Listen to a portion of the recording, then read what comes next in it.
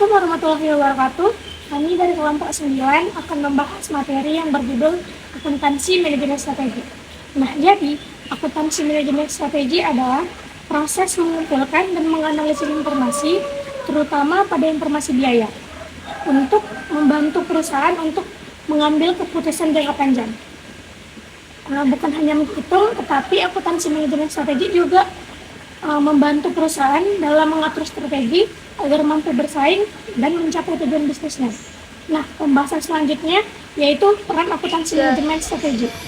Halo teman-teman, saya akan melanjutkan penjelasan yaitu peran akuntansi manajemen strategik.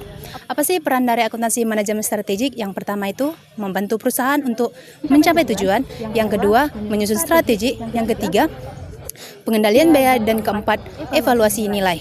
Nah, tujuannya untuk membantu perusahaan mencapai tujuan serta untuk membantu perusahaan bekerja secara efisien dan efektif. Nah, selanjutnya ketiga sistem ini tidak bisa berdiri sendiri. Kenapa? Karena harus dibarengi dengan akuntansi biaya, manajemen biaya, akuntansi biaya agar perusahaan bisa bekerja secara aktif. ABC adalah metode yang digunakan untuk menghitung biaya berdasarkan aktivitas yang dilakukan dalam proses bisnis. Dengan metode ini, biaya tidak langsung dibebankan sesuai aktivitas yang benar-benar digunakan oleh produk atau pelanggan. Nah, tujuannya yaitu menghasilkan informasi biaya yang lebih akurat sehingga perusahaan dapat menentukan harga jual dan menghasilkan keputusan yang lebih akurat.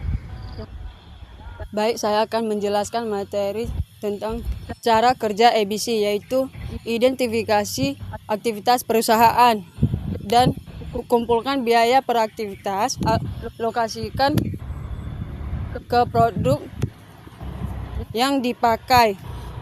Semakin banyak dipakai, semakin besar. Adapun manfaatnya yaitu data akurat, lebih akurat, dan membantu untuk memudahkan pengambilan keputusan dan dapat menemukan aktivitas. Baiklah, saya akan melanjutkan materi selanjutnya, yaitu pengertian tentang CPE. CPE adalah di mana suatu perusahaan mengidentifikasi perusahaan mana yang memberikan keuntungan yang lebih besar. Dengan begitu, perusahaan dapat memberi pelayanan yang strategi dan tepat.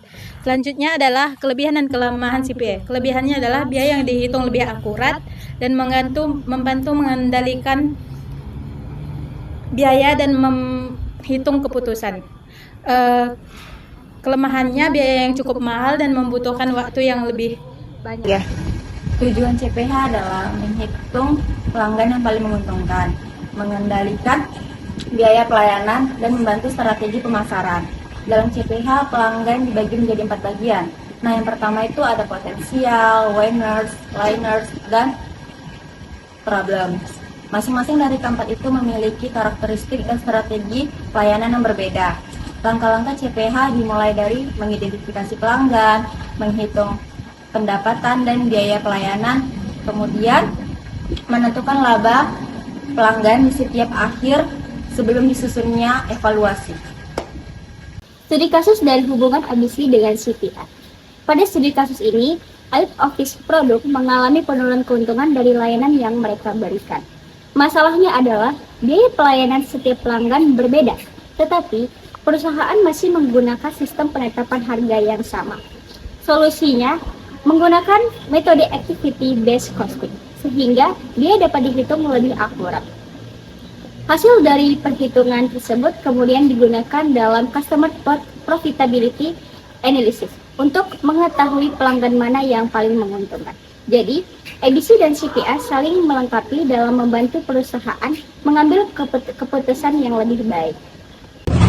Sebagai penutup, dapat kita simpulkan bahwa activity based costing membantu perusahaan menghitung biaya secara lebih akurat, sedangkan customer profitability analysis membantu mengetahui pelanggan memberikan keuntungan terbesar. Kedua metode ini sangat penting dalam akuntansi manajemen strategik karena dapat membantu perusahaan meningkatkan efisiensi, menyusun strategi bisnis, dan meningkatkan keuntungan.